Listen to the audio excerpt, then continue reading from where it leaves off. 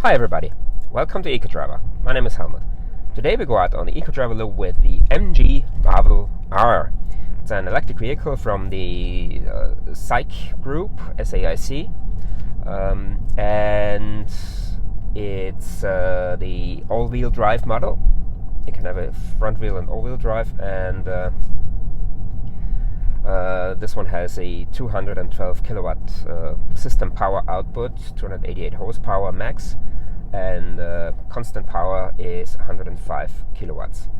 The battery size is 69.9 kilowatt hours gross, and unladen weight is 1,920 kilograms, 4,224 pound. What else can I say about this car?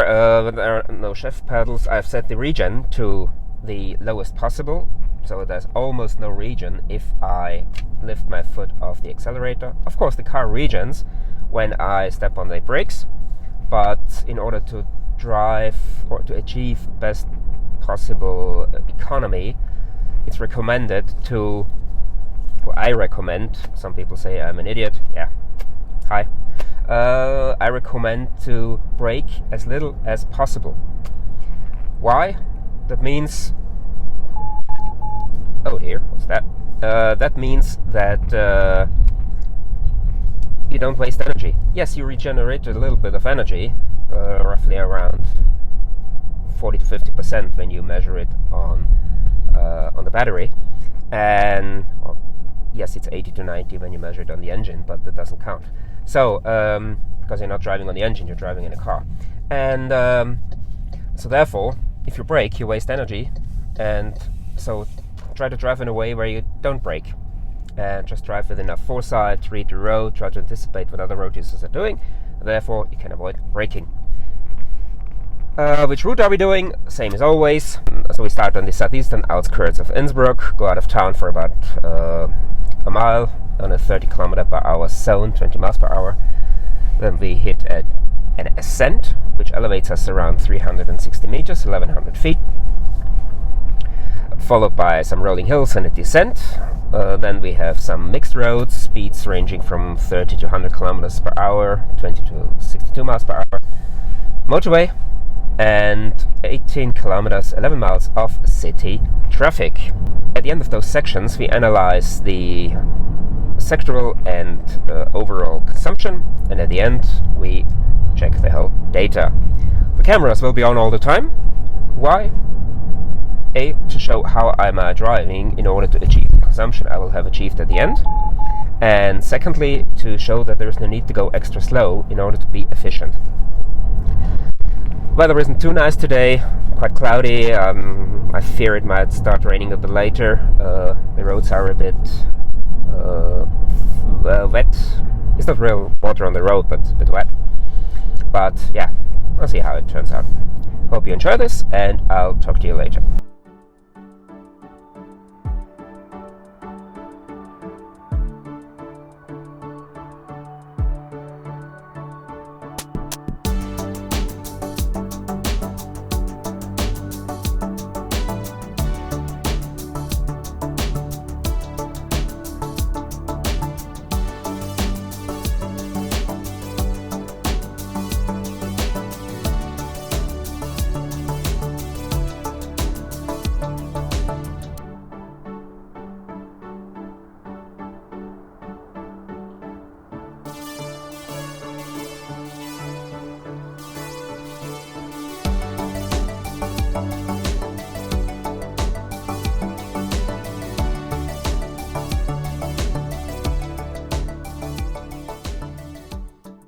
Well, you see that the maximum average consumption doesn't go over 30, something that we've seen with other MGs as well.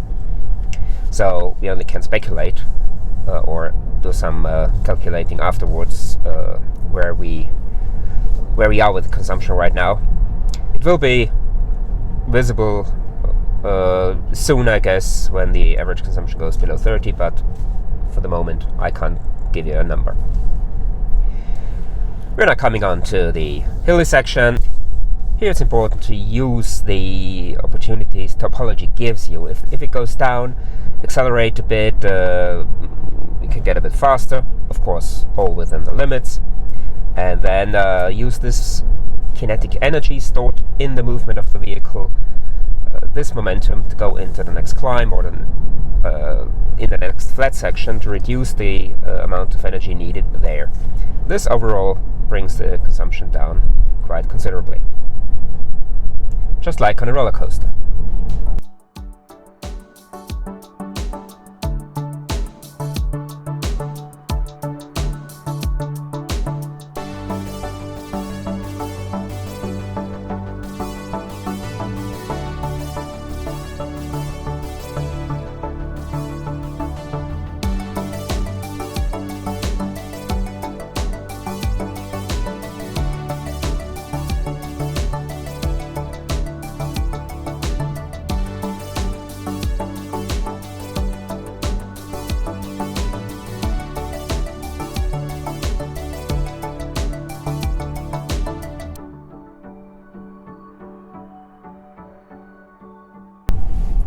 So we're now coming to the end of the hills, and we see here 30.0 kilowatt hours per 100 kilometers. And yes, this is exactly 30.0 as it switches to 29.9, 29.8 now. On the way down, it's important to try to avoid the active use of energy, as gravity does the job for you. We have two flat sections, and I try to cover those without any use of energy, just by using the momentum I've built up before.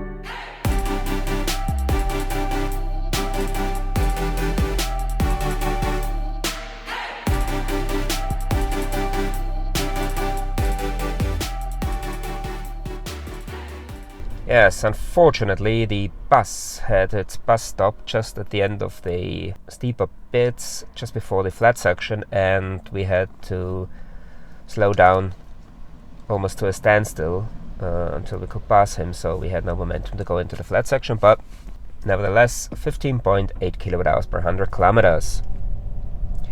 We're now coming on to the mixed roads section.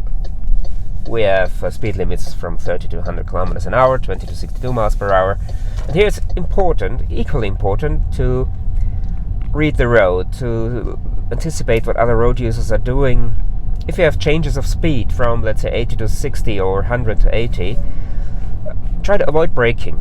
Just lift your foot off the accelerator and keep the momentum of the vehicle, and it will slow down eventually anyway. And when you brake, that means you have invested too much energy beforehand, and by just try to coast as much as possible, you can reduce the consumption.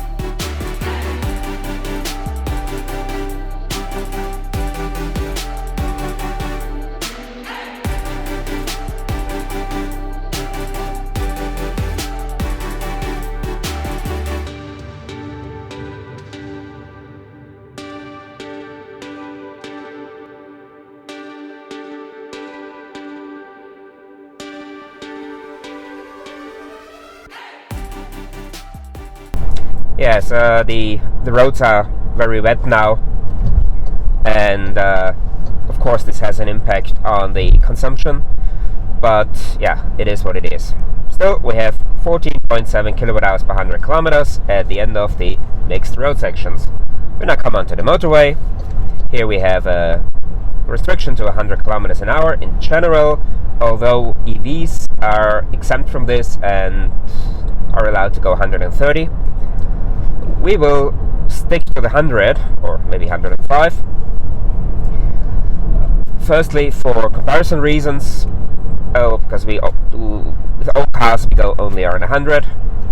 For efficiency reasons, and normally the traffic on this stretch of the road is so busy that it doesn't make sense to try to go faster than all the other traffic.